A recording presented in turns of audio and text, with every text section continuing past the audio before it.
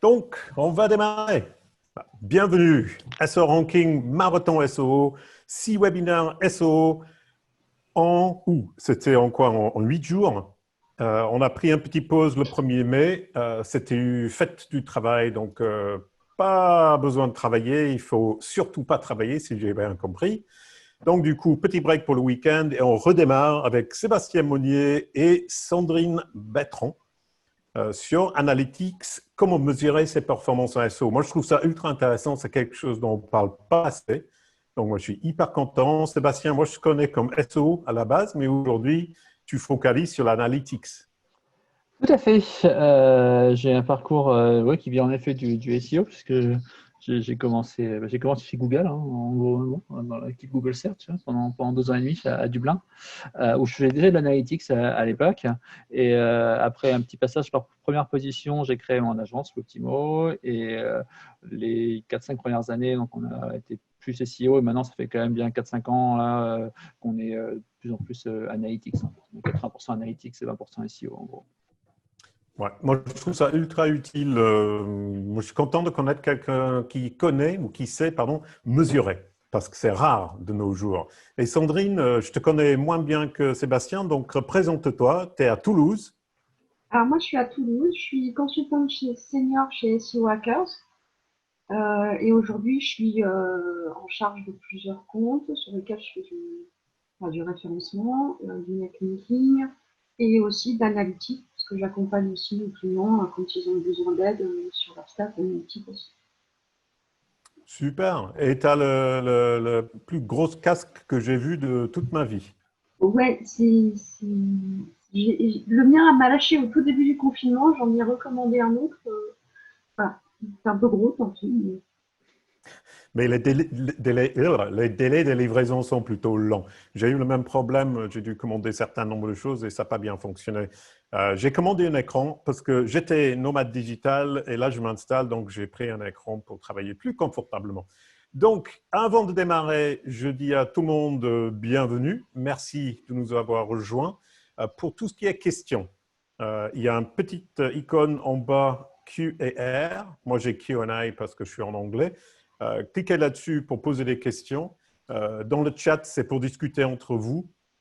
Moi, je vais reprendre des questions dans un document pour les poser à la fin. Parce qu'avant les questions, on va avoir une présentation de Sébastien et Sandrine qui vont faire tag team ou équipe relais pour la présentation de comment mesurer ses succès, ses performances en SEO. Et avant de démarrer, encore avant de démarrer, il y a un prix qui est un abonnement optimum chez SEO Ranking pour la question que Sandrine va choisir.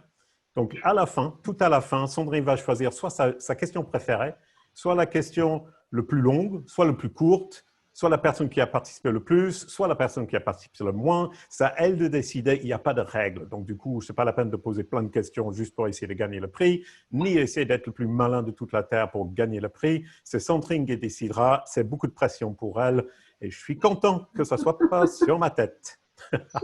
Donc, juste un rappel qu'aujourd'hui, c'est comment mesurer ses performances SEO et demain, c'est 10 conseils SEO pour maximiser le retour sur investissement de son e-commerce avec Nicolas Noguien et Alexandre Santoni. Et demain, je demanderai à Nicolas comment dire son nom correctement. Ça fait 6 jours de suite que je le dis très mal. Donc, sur ce, je vous dis, posez vos questions de Q&A, on répondra à la fin. Pour le moment, je passe la main à Sébastien et à Sandrine. Merci beaucoup. Très bien. Merci Jason pour cette introduction. On va commencer par le sommaire. Donc on va voir différentes choses. Premièrement, on va commencer à s'interroger par les positions. On mesure la performance, c'est logique de par ses positions. Ensuite, on va voir sur Analytics comment on regarde son vrai trafic SEO. J'espère que vous allez apprendre quelques trucs ici. L'attribution, parce que c'est important de savoir bien attribuer ses conversions avec quel trafic.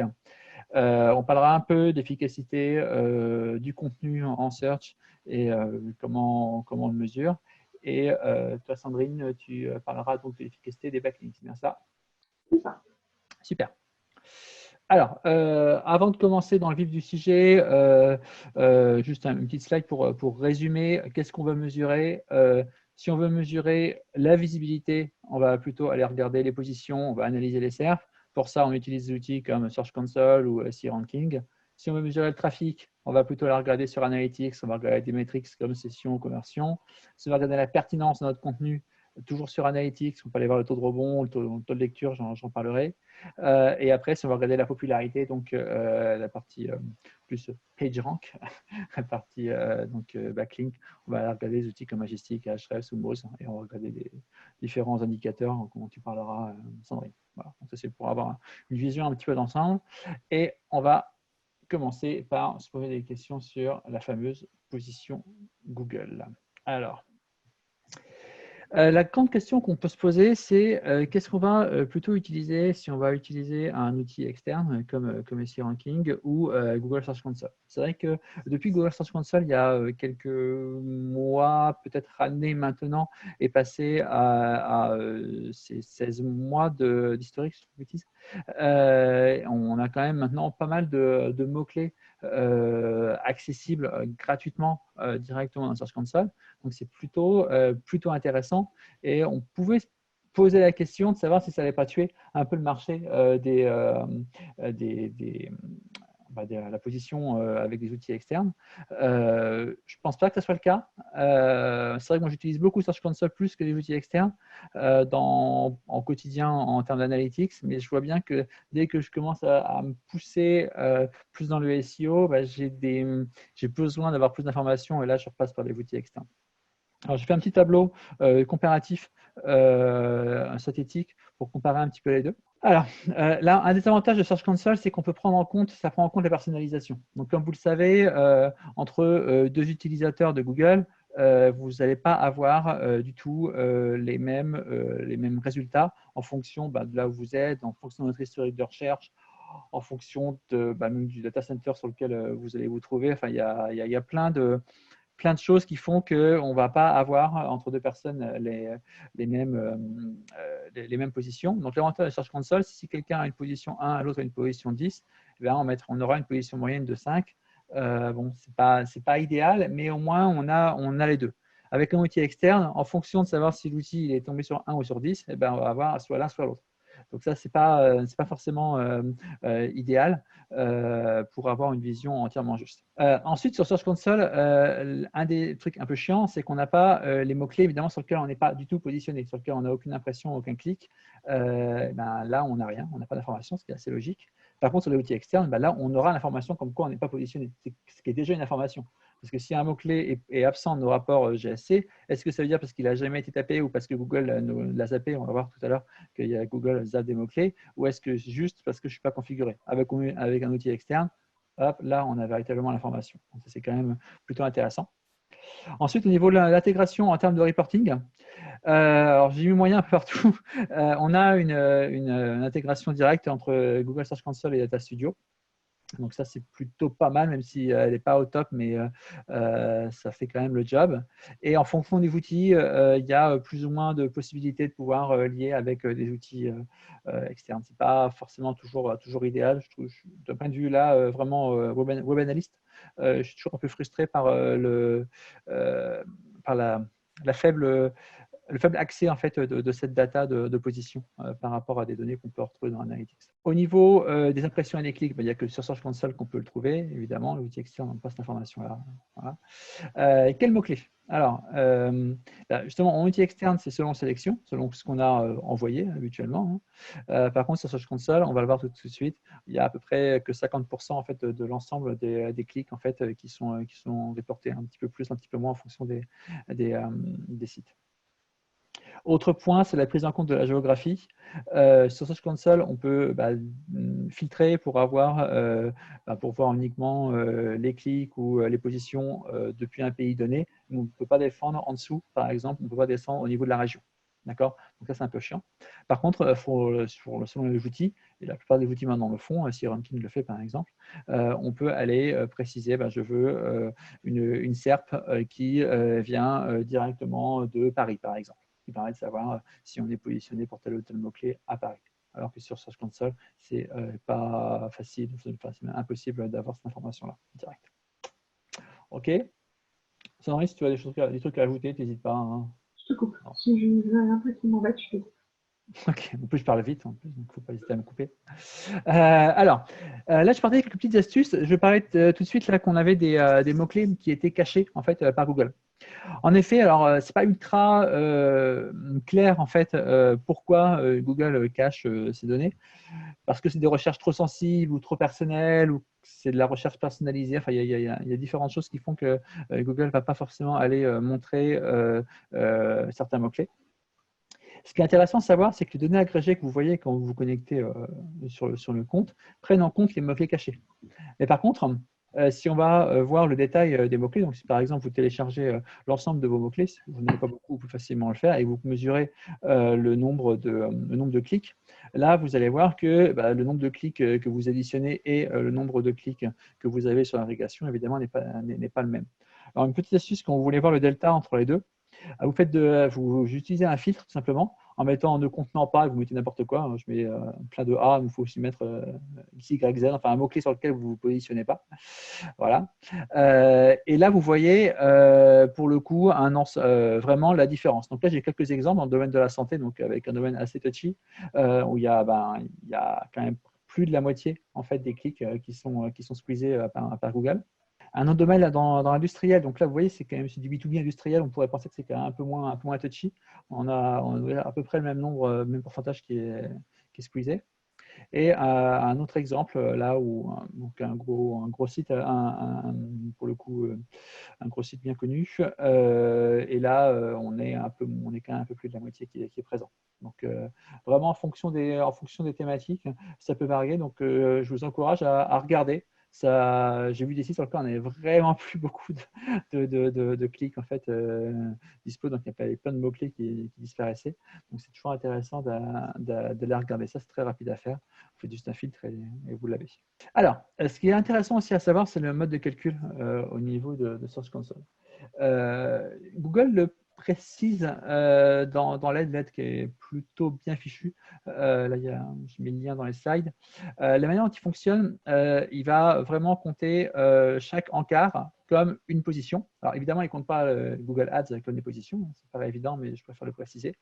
Et il ne compte pas les liens vers des pages de recherche Google, ne compte pas aussi, évidemment. Quand vous avez par exemple en haut de page, vous avez tout un carrousel de recherche connexe, ça arrive de temps en temps, qui renvoie vers une autre recherche de suggestion, ou quand vous avez un lien vers une correction orthographique faite directement par Google, ça, évidemment, ce lien-là ne compte pas.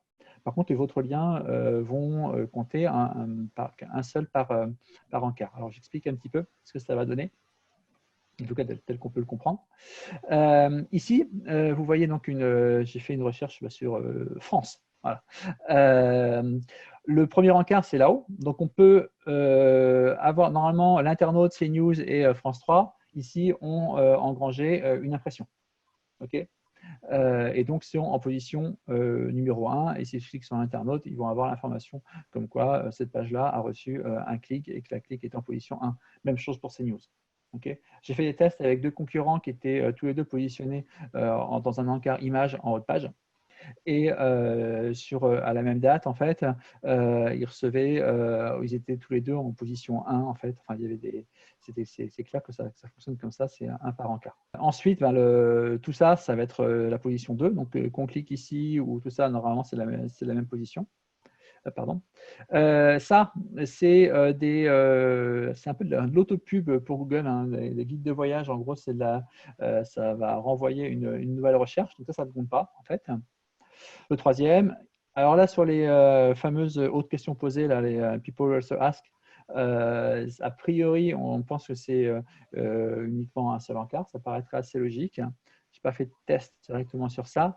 C'est au niveau des impressions. A priori, même si on ne clique pas sur le petit menu déroulant, ça enregistre quand même une impression. Okay. Ça, c'est ce que dit Google. Après, quand il y a d'autres questions qui sont rajoutées au fur et à mesure, est-ce que c'est vraiment pris en compte ou pas dans Search Console, Google ne précise pas dans l'aide et je n'ai jamais eu trop de réponses sur ça. Ça, c'est des choses qu'il faut encore un peu investiguer. Mais ce qui est intéressant, ce qui est important vraiment pour mesurer votre performance, c'est déjà d'avoir une bonne connaissance de ça et de pas ouais, parfois, on est en position 2 sur Search Console, mais on est en dessous de la ligne de flottaison hein, quand on passe de Ads et puis après il y a du Maps et vous avez un Google News, votre position qui sera pour le coup position 3 s'il y a Maps et News là-bas, elle est quand même vachement basse. Alors, quelques petits conseils pour utiliser les positions moyennes. Attention à ne pas utiliser pour un ensemble de mots-clés trop général. C'est-à-dire que la position moyenne, c'est bien, mais si vous regardez votre position moyenne de l'ensemble de vos mots-clés, l'ensemble des mots-clés fournis par Search Console mois par mois, parfois vous allez vous retrouver, je suis passé de position moyenne 20 à position moyenne 30, alors que j'ai l'impression que j'ai amélioré mon SEO. Oui, c'est possible. En fait, ce n'est pas parce que votre position moyenne va baisser que forcément que vous êtes moins bon en SEO. Si par exemple vous vous retrouvez avec plein de nouveaux mots-clés sur lesquels vous n'êtes pas ultra bien positionné, mais ça reste quand même des nouveaux mots-clés, ça reste quand même des marchés sur lesquels vous commencez à apparaître, votre position moyenne va baisser. C'est tout le problème d'une moyenne, c'est à partir du moment où on change le périmètre et que le périmètre n'est pas constant, eh bien évidemment la moyenne elle fluctue. Donc si vous voulez vraiment bien mesurer la performance en termes de position, ce que je vous conseille de faire, c'est vraiment de vous mettre d'accord sur, c'est habituellement ce qu'on fait, hein, avec un OI lexical, on va se mettre d'accord sur 100, 200, 1000 mots-clés en fonction de votre business, et on va regarder sur ces mots-clés-là, est-ce que, donc là pour le coup c'est un périmètre qui ne change pas mois après mois, est-ce que j'ai augmenté en position moyenne ou pas? Et là ça commence à faire ça. Si on commence à avoir de nouveaux mots-clés qui apparaissent en cours de route, évidemment là ça ne va plus trop. Autre conseil que j'avais noté lors d'une conférence, je ne sais plus laquelle, sur les filtres géographiques que je fais, c'est vrai que maintenant c'est quand même un peu plus précis.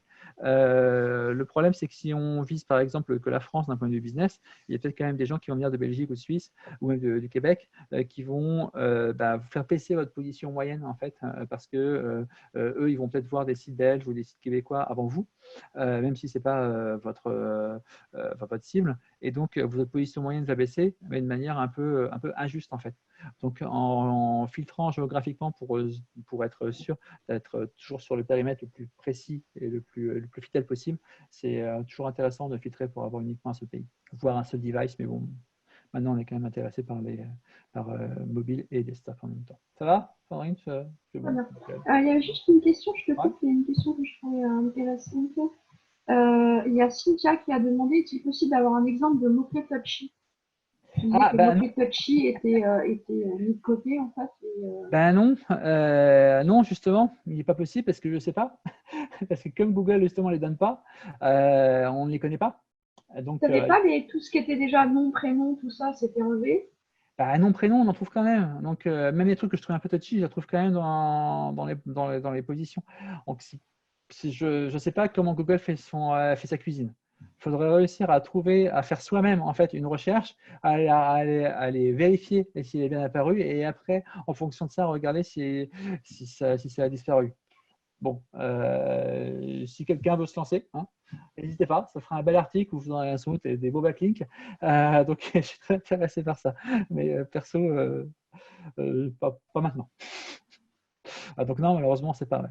On peut juste deviner ou demander à Vincent Courson s'il peut nous donner des exemples de Google. Alors, là, je passe un petit peu en dehors de GSC. On va aller sur Analytics, qui est mon petit outil préféré, pour parler du vrai trafic SEO. Alors, je pense que la plupart, beaucoup de gens n'ont pas forcément à avoir cette information-là, et je pense que la plupart des gens, pour mesurer votre trafic SEO sur Analytics, vous allez juste dans Canaux ou dans Source Support pour aller voir un Google/organique. C'est déjà une information, c'est utile. Mais il y a un truc qu'il faut absolument savoir, c'est comment fonctionne l'attribution sur Analytics.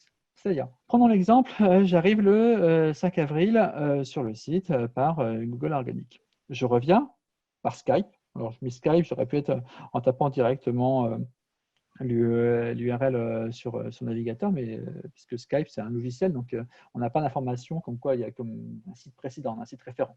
Okay, donc, c'est considéré en fait comme de la visite directe.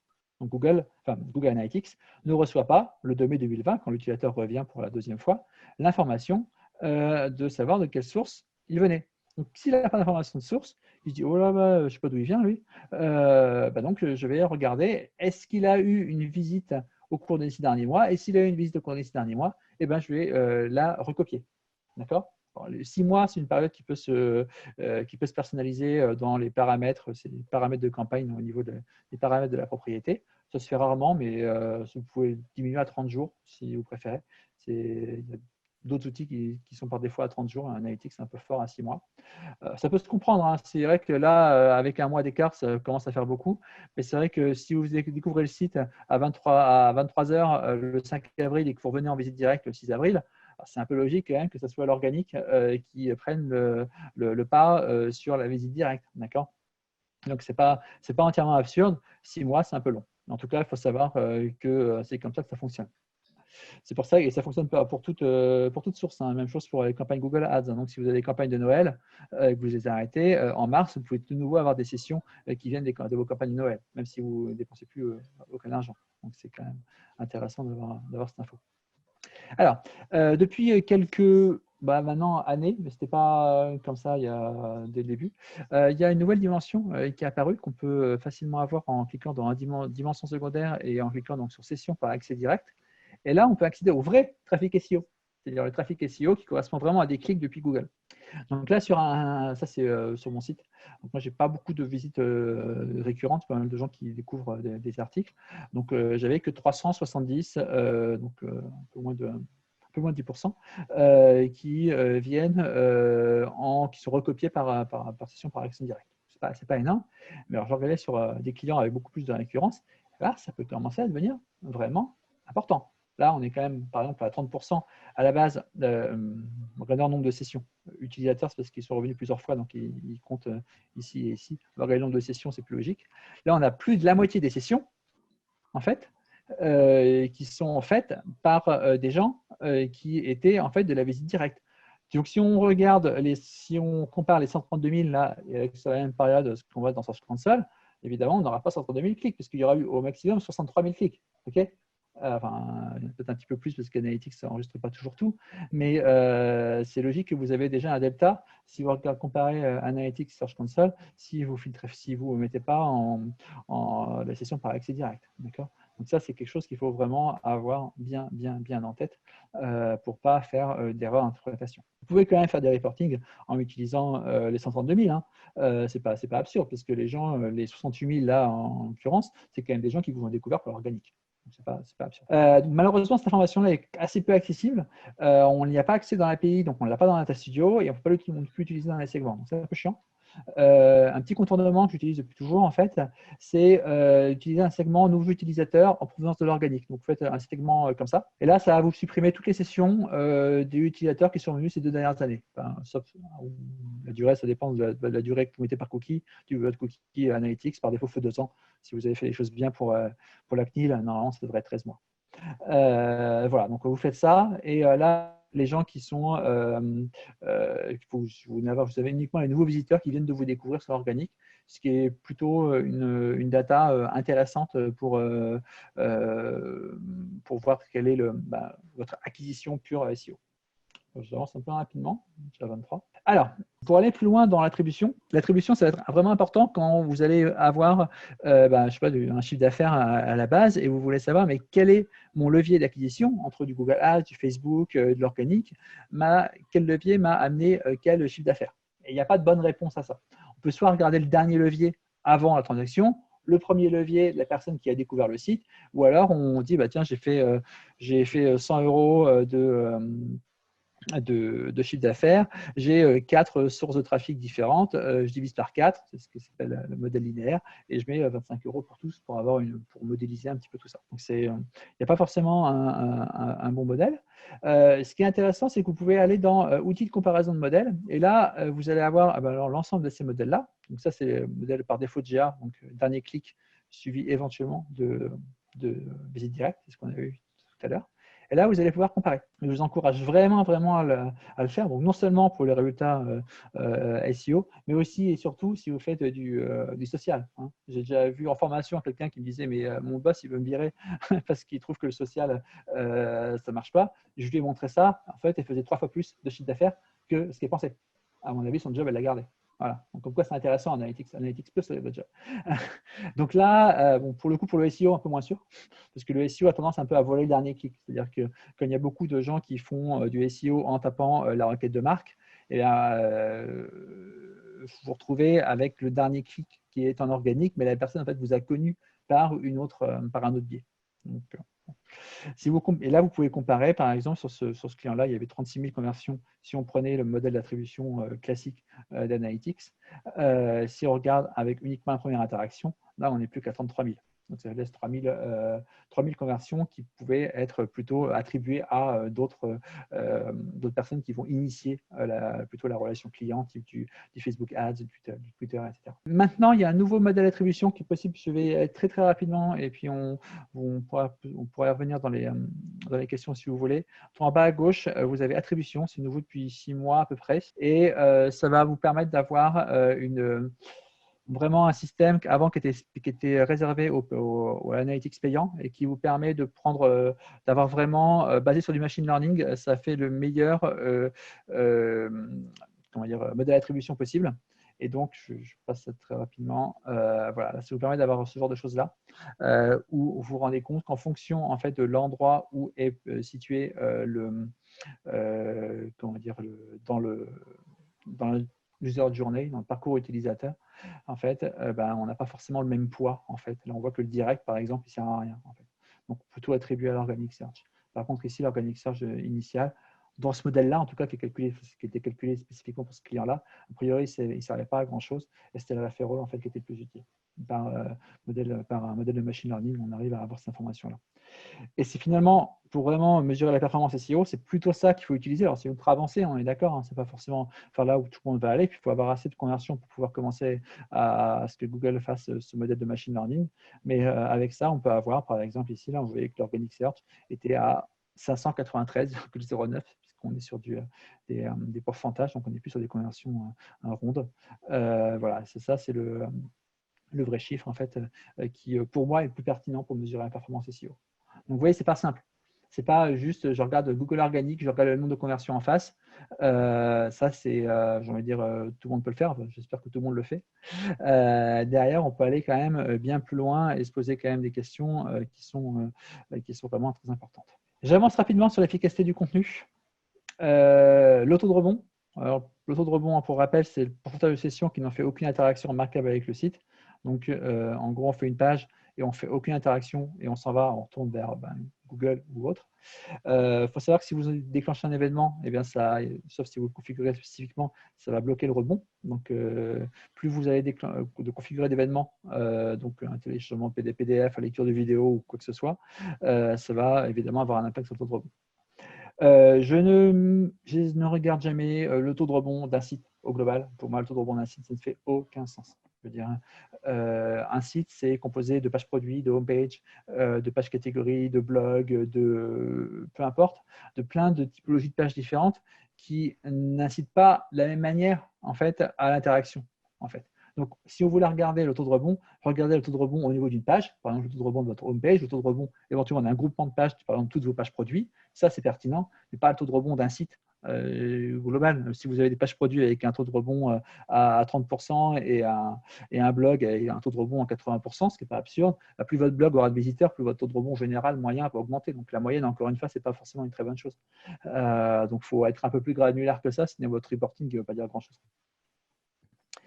Et de toute façon, le taux de rebond, d'ici quelques années, on arrêtera d'en parler, on parlera de taux d'engagement.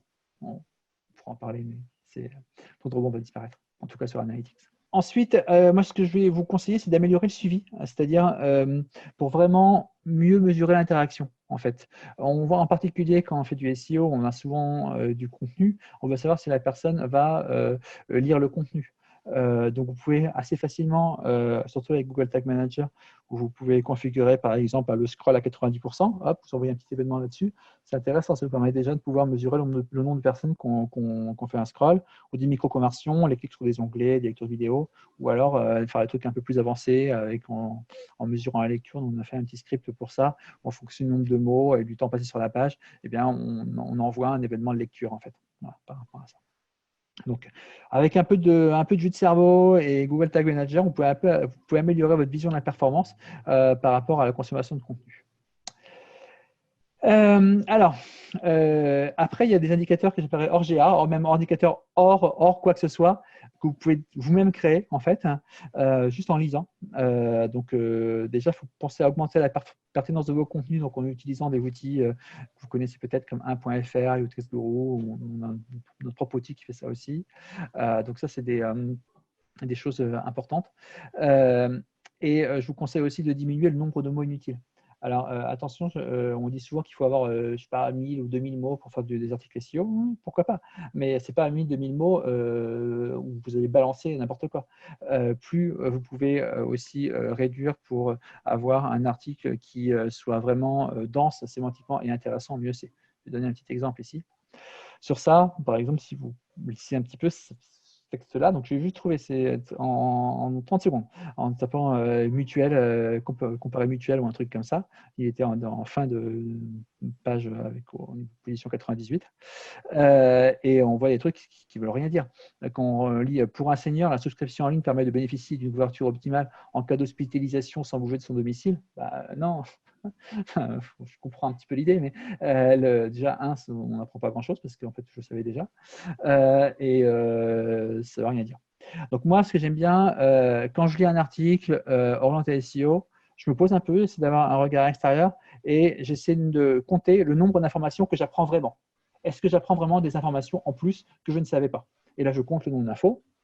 Et si je vois que j'ai appris que un ou deux trucs sur un article qui fait 500 mots, je commence à me poser des questions. Me dire, attends, c'est pas normal, quoi. Il y a 4 paragraphes, j'apprends 2 informations que je ne savais pas.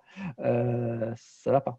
Là, je pourrais comparer avec le Lynx qui est premier. Là, l'article, il est son premier sur cette requête-là. Et c'est logique, il a un article bien chiadé, avec des trucs que en 30 secondes, j'ai appris des choses que je ne connaissais pas sur un sujet que je ne maîtrise pas. Voilà, tout simplement. Donc, il y a des indicateurs en fait, qui sont totalement en dehors des outils et que vous pouvez vous-même créer en réfléchissant un petit peu. Et je te laisse la parole, Sandrine. Alors, toujours un peu dans le même ordre d'idée, on va essayer un petit peu de trouver quelques métriques et en tout cas de qualifier un backlink rapidement. Alors pour ça, moi j'ai différencié deux types de BL. Les BL marketing, alors c'est un nom, c'est pas un nom ça écrit dans le dictionnaire, mais pour moi c'est tous les liens qu'on arrive à attraper. Souvent ce sont plutôt les communicants qui les attrapent, donc c'est la personne qui s'occupe des réseaux sociaux, les partenariats commerciaux, etc. Et c'est les liens où on vient voir le référenceur après, une fois que le lien est posé, on s'en aperçoit bien après. Ces liens-là, ils sont utiles parce qu'en général, ils envoient du trafic et souvent, ils envoient du trafic converti. Par contre, en général, en référencement, ils ne sont pas très utiles. Là, on a des critères différents, mais pas bon souvent parce qu'ils ne sont pas employés. Et la deuxième qualification d'un backlink, alors la deuxième grande famille de BL pour moi, c'est les BL SEO, qui eux vont essayer de nous faire ranker, en tout cas, c'est ce qu'on fait pour aller chercher des positions. Donc pour moi, un bon lien, il est indexé. Il arrive sur une page qui répond au code 200. Donc pas de 404, pas de 301, pas de 302. Ça demande de l'entretien. C'est un lien qui n'est pas en nofollow et qui n'est pas avec les nouveautés que Google nous a apportées récemment. Il est thématisé et j'ai rajouté deux choses qui pour moi me semblent importantes. C'est qu'il ne sent pas le lien acheté à 8 km. Parce que quand on regarde les liens et les profils de liens, parfois ça se voit comme le nez au milieu de la figure que ce sont que des liens achetés. Et c'est un lien aussi que vous maîtrisez. Que si ça se passe mal, ou si vous devez le modifier, vous pouvez le faire. Alors, pour rentrer un peu plus dans le détail, les premiers, en fait, pour qualifier un backlink en marketing, le plus facile, c'est d'aller dans Google Analytics, acquisition, via site référent. Là-dedans, on va avoir la liste, en fait, on va avoir toute la liste des liens qui nous envoient du trafic. N'oubliez pas aussi les campagnes. Dans les campagnes, en fait, on peut avoir aussi des liens. S'ils sont bien tagués, en fait, si vous avez pensé à mettre vos UTM, vous allez remonter dans les campagnes. Donc, pour moi, je trouve que c'est plus utile de les mettre avec des UTM. En tout cas, ça vous permet de mieux catégoriser ce que vous avez fait. Et sur le slide suivant, en fait, il faut penser à nettoyer dans Google Analytics, dans les sites références, que vous avez un paquet de choses qui ne servent à rien. Alors déjà, il y a tous les moteurs de recherche, parce que Google il est mauvais joueur.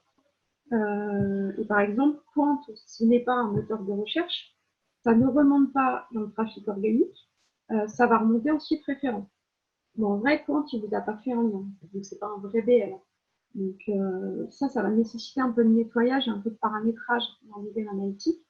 Même chose pour les réseaux sociaux, qui sont tous posés, qui arrivent tous, une grande partie en tout cas arrive. Et il y a aussi, attention, c'est les webmails.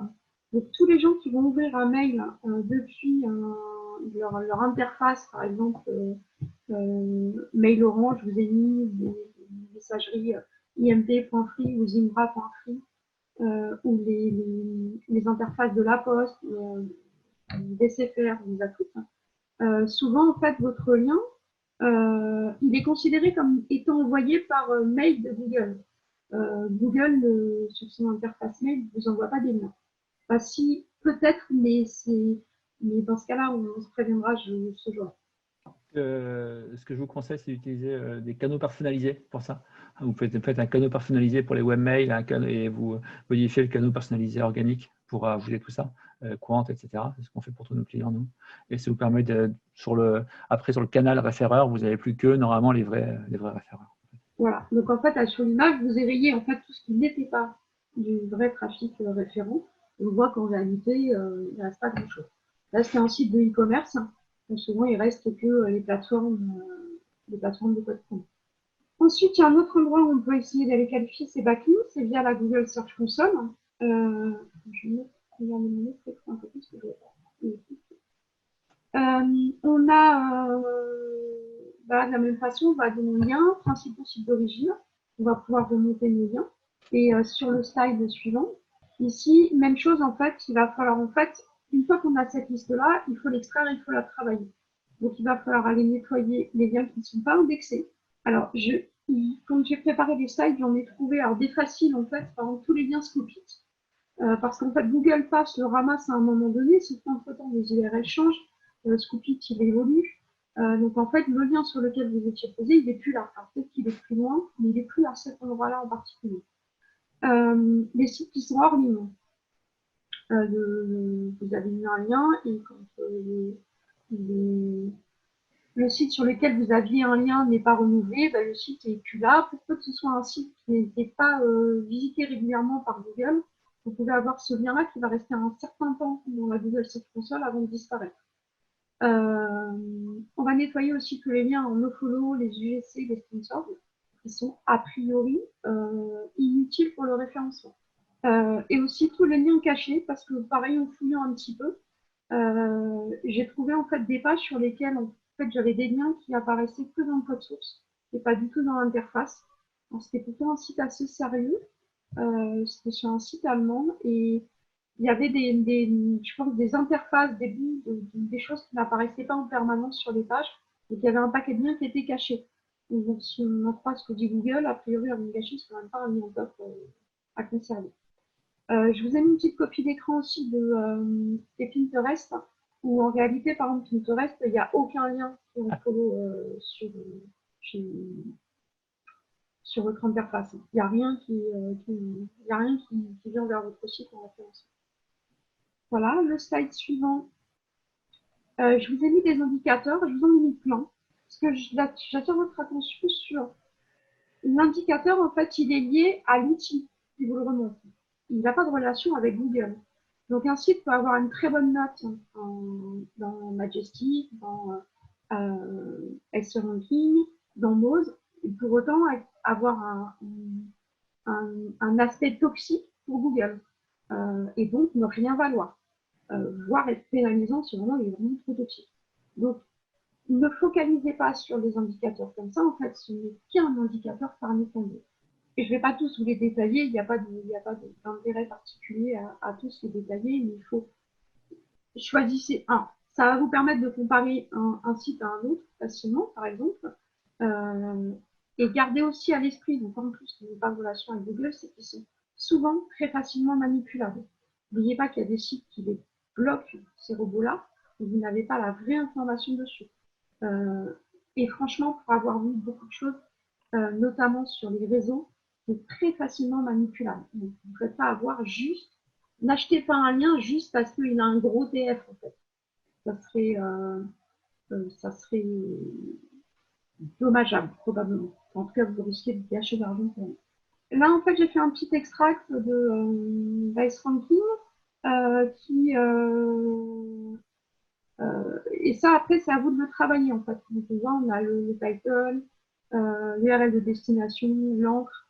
À vous, ensuite, tout ça, d'aller voir, mais si par exemple, votre page, elle est indexée, c'est dans le slide suivant, chaque lien, en fait, ça va être compliqué, ça va être long et chronophage, mais ça va vraiment donner des résultats. C'est que chacun de vos liens, vous allez vérifier s'ils sont indexés, oui ou non, s'ils sont follow, oui ou non, l'URL de destination, quel est son code de réponse. Tout ce qui n'est pas de la 200, il va peut-être falloir aller le retravailler. Votre encre, est-ce que c'est une encre de marque, est-ce que c'est une encre neutre, est-ce que c'est une encre optimisée.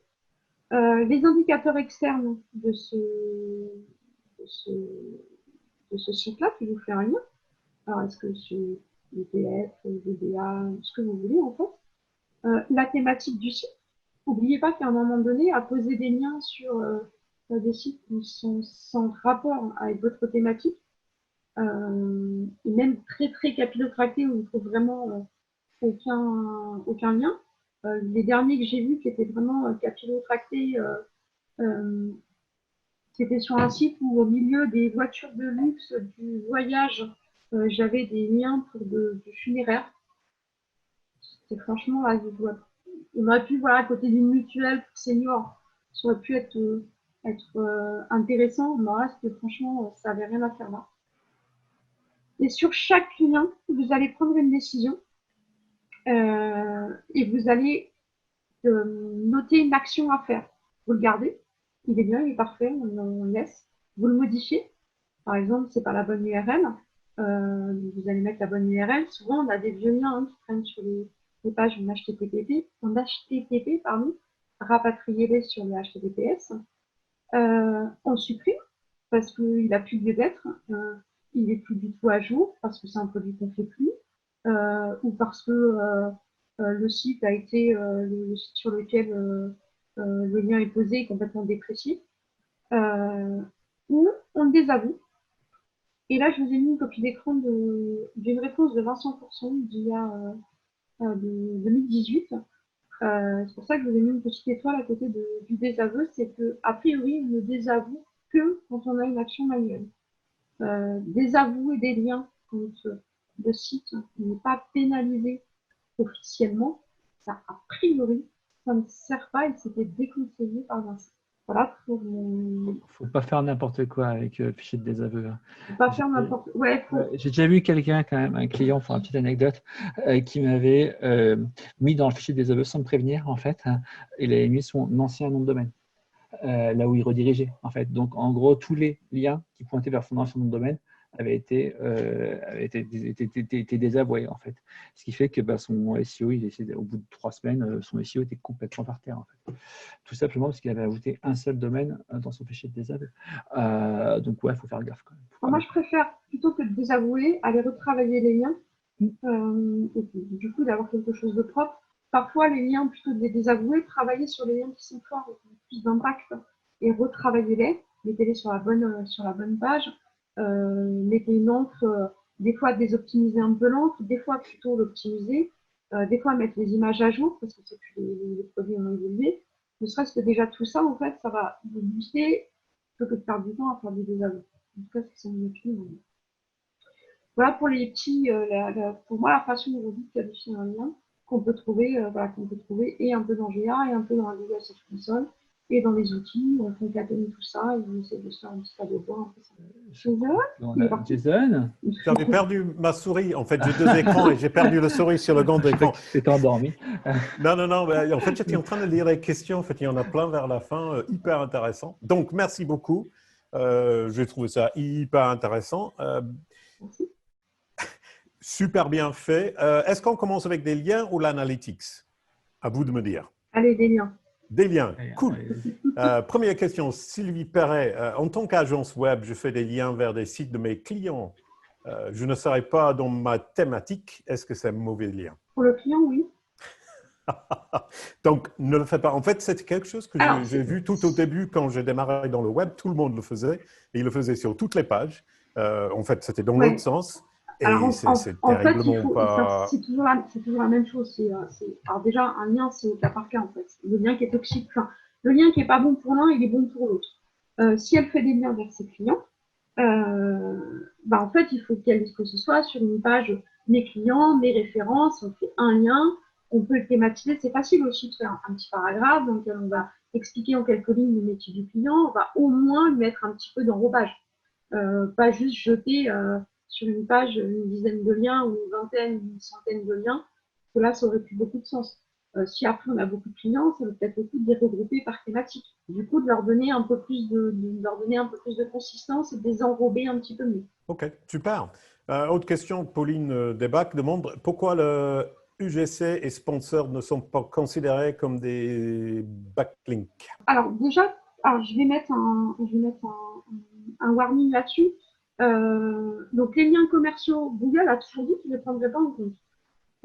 C'était pour ça au départ qu'on devait mettre le nofollow en fait, notamment et la mention article sponsorisé. C'était pour ça. Donc là en fait, ils nous demandent de l'écrire directement au sein du lien.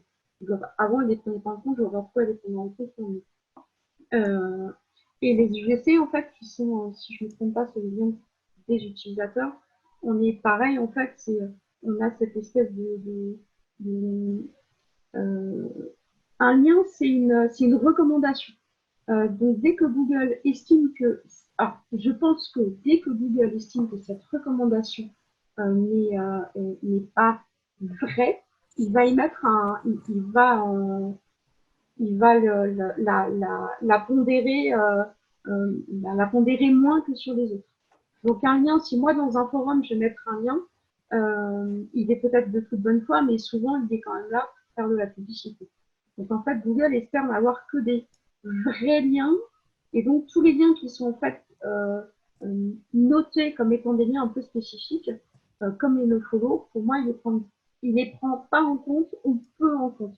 Après, il y a eu assez peu de tests sur la réelle prise en compte de ces nouveaux arguments sur les liens. Donc, je sais qu'il y a des tests qui sont en cours là-dessus. Je prends souvent l'exemple de Twitter. En fait, si Barack Obama il tweet un lien, ça me paraîtrait étonnant en fait que Google, juste parce qu'il en nofollow, ne le prenne pas du tout en compte. En fait, c'est quand même en termes de popularité, c'est quand même assez génial, quoi. Ouais, mais dans ce cas, c'est de la popularité, c'est pas du référencement. Enfin, c'est pas Oui, du mais même en remarketing. temps de page, je parle. Il peut très bien, justement, c'est du GC, c'est User Generated Content, certes, mais il peut quand même se dire, ah bah tiens, si c'est des comptes, par exemple, qui sont validés, eh ben, on va essayer peut-être de les prendre en compte. Voilà. Ouais, enfin, la capacité à un petit e-commerçant français à avoir un lien depuis Barack Obama, si tu veux, bon, allez. S'il a un lien depuis Barack Obama, de toute façon, le coup de pub qu'il aura, il fera qu'il aura d'autres liens autour, qu'il y aura plein d'autres choses qui vont se passer. On est d'accord. Et c'est ce signal-là qui va devenir positif, c'est pas le lien de Barack Obama en particulier. Enfin, je pense. Super. Sébastien, est-ce que tu peux arrêter de partager ton écran? Comme ça, on Oui. se met en plein écran, ça va être plus sympa. Parce qu'on est assez beaux tous les trois, je trouve. Donc, question sur les plateformes de netlinking. Est-ce que c'est quelque chose de conseillé, Sandrine? Les plateformes de netlinking, on achète un lien. Est-ce que c'est des vrais liens? Est-ce que c'est une vraie valeur? Est-ce que c'est dangereux? Est-ce que c'est un bon Alors, deal? je vais pas me fâcher avec tout le monde. Alors, pour moi, il faut faire attention à ce que vous faites quand vous achetez des biens. Il faut arrêter de se mentir, on en achète tous ou on en vend tous. Donc, il faut arrêter de faire le white hat en mode non, non, je fais pas ça. Pas bien, Google a dit qu'il fallait pas le faire. Je peux faire un white hat Non, parce que je ne le fais pas et je ne l'ai jamais fait. pour aller 95% des gens, ne serait-ce que de négocier Oui. un lien, même s'il n'y a pas, de la finance derrière, la négociation de lien, de toute façon, ça déjà, c'est on respecte plus les guidelines. Pour moi, là où vous devez faire attention quand vous achetez des liens, c'est à ce que vous achetez. Je l'ai déjà dit, je le redirai, moi, acheter des liens à l'aveugle, ça me chagrine vraiment. Moi, je paye pour voir, j'arrive toujours pas à adhérer à cette formule. Ça me semble trop dangereux, on ne sait pas où est-ce qu'on on achète un lien avec juste des indicateurs, une thématique et un indicateur. Alors, je vais acheter un lien sur un site de voiture avec un indicateur, un TF 25. Voilà. Et ça vaut 200. Ça vaut 200 euros. Alors, et quand on arrive sur le site, parfois, on a vraiment des mauvaises surprises sur la qualité des contenus, c'est ce qu'on a vu avant, sur le ranking du site, ne serait-ce que est-ce qu'il est positionné sur quelques mots-clés, sur quoi il est positionné, etc. Moi, je trouve que si vous voulez faire de l'achat lien, regardez ce que vous achetez. Personne ne va faire ses courses au supermarché d'acheter une boîte de conserve sans étiquette, on dit oh, super, on m'a dit que c'est bon, hein, on va vous mettre le Nutri-Score et un prix, vous n'allez pas l'acheter. Donc, faites pas la même chose, demandez une étiquette, demandez un peu plus d'infos là-dessus sur vos liens. Je sais que les vendeurs de liens ne veulent pas, parce qu'ils ne veulent pas donner leur liste, communiquer les listes, mais peut-être à vous de rentrer en contact avec eux, peut-être à vous de négocier différemment vos achats, de façon à avoir un peu plus d'infos sur vos liens. Je vais répondre à la question aussi, mais je vais être beaucoup plus direct. Les plateformes, c'est de la merde, en fait. Voilà. Moi, je suis clair. Politiquement correct. Je suis clair et net. C'est l'ancien Googler qui parle, en fait. Franchement, ça, c'était start il y a 10 ans, mais quand je pénalisais des sites, c'était exactement ce genre de truc-là que je pénalisais toutes ces plateformes avec des liens tout pourris, en fait. Et maintenant, ça se fait un peu moins à la main, beaucoup plus automatiquement. Mais non seulement, je pense que la plupart du temps, c'est inutile, mais vous perdez votre argent et en plus, vous pourriez faire des trucs beaucoup plus intéressants derrière et vous risquez en plus de pénaliser. Enfin, venir franchement. Non, moi, je pense que l'achat lien, on ne perd pas forcément son argent, loin de là. Mais il faut réfléchir, il ne faut pas faire n'importe quoi. Pas parler d'achat d'ailleurs, je parlais des plateformes. Voilà, alors du coup, les plateformes, ça répond très bien à la question suivante qui était recommander une plateforme. Dans tous les cas, je n'aurais pas demandé parce qu'en public, ce n'est pas le moment de le faire. Donc, si la personne qui a cherché ça souhaite une recommandation de Sandrine, pas de Sébastien, elle vient me voir directement. Et en fait, moi, de mon côté, personnellement, on m'a fait la remarque. En fait, moi, je dis White Hat, j'achète jamais de liens. Mais en fait, j'avais démarré dans l'enfance avec un site de jeux pour enfants. Donc, j'avais des liens à gogo. Parce que c'était un contenu de qualité qui apportait des liens par intérêt. En fait, les gens ils disaient regarde un super site. Et maintenant j'ai des liens avec mon podcast. Tout est naturel. Et on m'a fait la remarque en fait quand on vend par exemple, j'essaie de trouver quelque chose de vraiment chiant, des clous. Avoir un lien pour un site de clous, c'est difficile. Par contre, moi je dirais pourquoi pas aller sur des sites spécialisés pour placer des liens en fait dans son industrie. Pourquoi on ne peut pas juste contacter les gens dans une industrie, échange de liens entre guillemets tant que ce n'est pas trop fait? Ah si, on peut. Hein. Enfin, moi, le premier conseil qu'on me donne, qui est facile à donner, et surtout quand sur les petites structures qui n'ont pas forcément des gros budgets, c'est aller voir vos fournisseurs, aller voir vos clients, aller chercher ces recommandations, elles sont faciles à avoir. Une recommandation d'un client, c'est facile. Oui, génial. En fait, absolument. Moi, je trouve ça une super réponse qui reprend bien la question et le met bien sur les rails. Alors, du coup, on va passer maintenant à Analytics. Il y avait une question qui faisait un petit peu le pont, mais je l'ai perdu. Il y avait une question entre Search Console et Analytics. Oui, pour retrouver les mots-clés. Ouais, voilà. Ça. Alors, oui, en effet, on peut intégrer Search Console dans Analytics, mais attention, hein, quand vous faites cette intégration-là, c'est rien de plus que si vous exportiez vos data Analytics sur Excel et que vous faisiez la même chose avec Search Console et qu'après vous faisiez un recherche V ou VLOOKUP et que vous mettez les deux face à face. Donc, ce n'est pas des vraies fusions de données et il n'y a aucun moyen, il n'y a jamais eu aucun moyen, enfin, en tout cas depuis qu'on est passé en mode provided, d'avoir l'efficacité de tels mots-clés sur la conversion. Ce n'est pas possible, c'est juste impossible parce que l'information n'est pas reçue par le site web, donc on ne sait pas ce qui s'est passé avant sur Google, donc sans information, on ne peut pas savoir ça. On peut savoir pour la page de destination, parce que là, on a l'information que les gens sont arrivés sur Google sur cette page-là, donc après, on peut se dire, bah, tiens, il est arrivé depuis Google sur cette page-là, et cette page-là a converti comme ça, donc on va avoir une idée de ça, et après, on peut essayer de deviner un petit peu par rapport aux mots-clés, mais ça reste que de la devinette. Super, ok. Alors du coup, on passe sur le contenu. Il y a quelqu'un qui demande qu'est-ce que c'est, enfin, qu'est-ce que tu veux dire par les mots inutiles à enlever du contenu? Ah bah ça, c'est assez simple.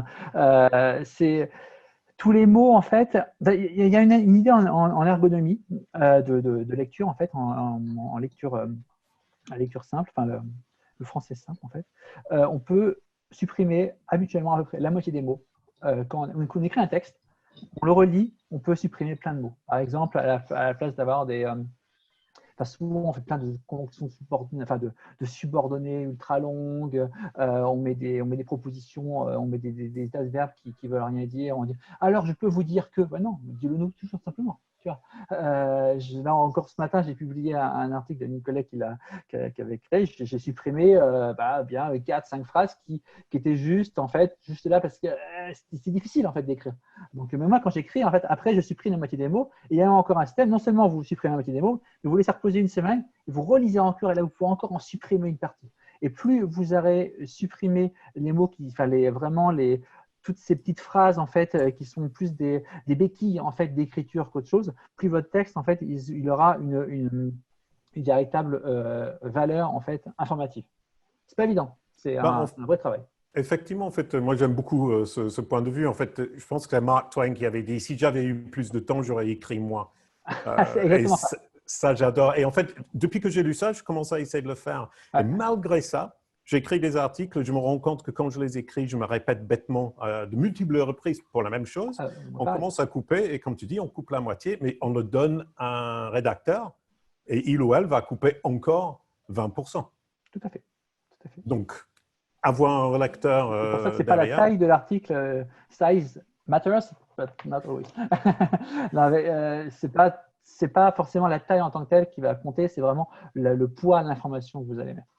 Et justement, ton exemple avec le site de santé mutuelle, pour les mutuelles, j'adore ça aussi. Cet exemple-là, il est assez extrême, mais les gens qui mettent des mots pour essayer de rallonger le texte, et c'est une perte de temps pour le lecteur.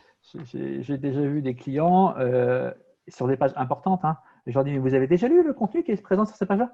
Ah non, j'ai jamais lu, c'est mon SEO qui l'a rajouté. Et après, il dit, ah ouais, en effet, mais il y a des fautes en plus. Ah, mais c'est pas vrai, en fait, on ne fait même pas ça. Attends, c'est sur votre principale page, en fait, vous avez un petit texte écrit en gris sur fond blanc, là, et vous ne l'avez jamais lu. Et ce n'est pas des tout petits sites, c'est parfois des tailles. C'est un vrai problème après, au-delà du SEO, c'est un problème de stratégie de contenu après derrière. Ouais. Mais j'aimais bien aussi ton point de dire, est-ce que j'ai appris quelque chose dans ce texte? Mais un problème avec ça que je vois, c'est qu'il faut avoir assez de recul pour se dire, je m'y connais déjà peut-être beaucoup plus que mes lecteurs. Donc, il faut être neutre. Oui, il faut être neutre. Moi, je ne suis pas sur les domaines de mes clients, je ne connais pas forcément toujours beaucoup. En mutuelle, par exemple, je connais que dalle. Donc, je suis dans la cible. OK. Du coup, on retourne sur Analytics. Manu Armand demande à quoi correspond direct none dans le rapport source-support. Qu'est-ce que ça veut dire exactement? Parce que moi, j'ai entendu que c'était la poubelle pour tout ce que Google n'arrivait pas à placer. Tout à fait.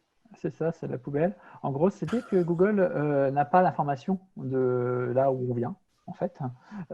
Donc, on n'a pas l'information du site où on était avant. Il n'y a pas des paramètres UTM.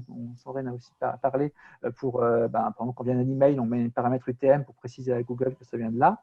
Quand il n'y a pas d'information, il met ça et qu'on n'est jamais venu sur le site, en tout cas ces 6 derniers mois, il passe en visite directe.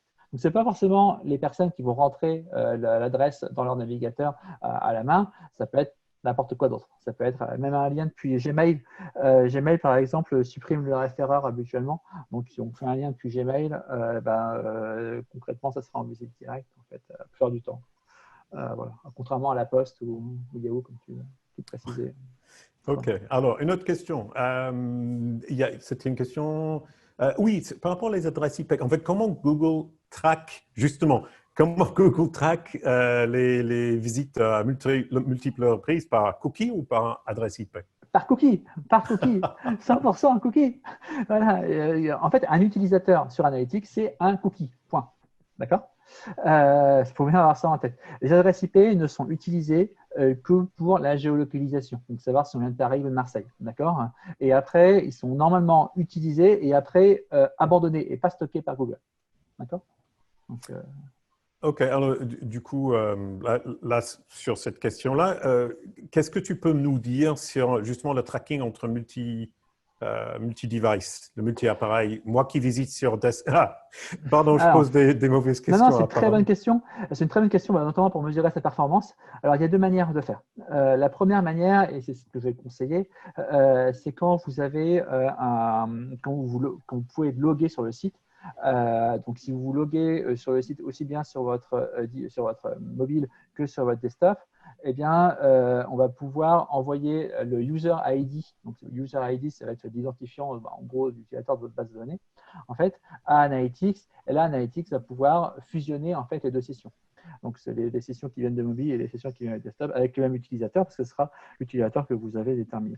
Si vous n'êtes pas en système de log, vous avez la possibilité d'utiliser ce que Google appelle Google Signals, en fait, qui va utiliser l'IP enfin pas l'IP, n'importe quoi, le cookie de Google, justement, donc de Google.com. Donc, en gros, ce que vous avez sur YouTube, sur Gmail, pour essayer, parce que vous êtes logué sur votre mobile et vous êtes logué sur votre desktop, pour essayer de fusionner un petit peu les deux. Ça ne marche pas très bien quand on regarde le nombre d'overlap entre les deux. On se retrouve avec 4-5%. Donc, ça faisait un gros hype dans la communauté analytique. C'est 1 an et demi quand c'est sorti. Finalement, c'est un peu vite retombé parce que, non, 4-5% d'overlap entre mobile et desktop. Non, on sait, après avoir fait des études, que c'est beaucoup plus que ça. Et donc, en fait, c'est pas aussi pertinent que ce qu'on aurait aimé. Et donc, on ne sait même pas très bien toujours comment c'est calculé. Donc, c'est vrai que ce n'est pas beaucoup utilisé. Donc, utilisez au maximum le user ID. Donc, et forcez les gens à se connecter. Absolument parfait. Merci beaucoup. Donc, du coup, là, on arrive à la fin. Merci beaucoup des liens et l'analyse via Analytics, super top. Donc, je vais laisser Sandrine choisir le gagnant, le heureux gagnant ou heureuse gagnante de un mois de Optimum chez SE Ranking. En attendant, je vais juste vous dire que là, on était le 5e sur 6 dans ce marathon. Demain, on va finir avec Nicolas Nguyen sur 10 conseils SEO pour maximiser le ROI de son e-commerce. Ça va être super. On a Alexandre Santoni qui va nous aider aussi et commencer à parler également d'e-commerce. 2 experts top avec une mini table ronde de 3 personnes demain. Donc, du coup, merci de nous avoir rejoints. Sandrine, as-tu choisi quelqu'un pour la question que tu as aimée ou la question que tu as aimée le moins pour gagner? Je vais prendre la question de Thibault Lecomte, auquel nous n'avons pas répondu. Pardon. Quelle est la différence entre supprimer et désavouer? Donc, du coup, réponds. Oui, vas-y. La réponse rapide, supprimer, vous contactez le site. Il y avait eu d'autres questions là-dessus. Comment vous savez quand vous n'avez pas la main? Contactez le site pour essayer de le faire supprimer ou de le faire modifier. Et désavouer, c'est envoyer un fichier à Google pour dire que vous ne voulez plus qu'il prenne en lien ce lien en considération pour votre site. Voilà. Donc, je fais gagner Thibault Lecomte. Parfait. Donc, du coup, si on a un lien pourri qu'on ne peut pas faire enlever, on désavoue, mais sinon, on demande simplement d'enlever le lien ou on l'enlève nous-mêmes si on a la main. Voilà. Parfait. Merci beaucoup, Sandrine. Merci beaucoup, Sébastien. Merci beaucoup à vous de nous avoir écoutés et regardés aujourd'hui. À demain pour le public et à très bientôt à Sébastien et à Sandrine. Merci. Bye bye. À bientôt.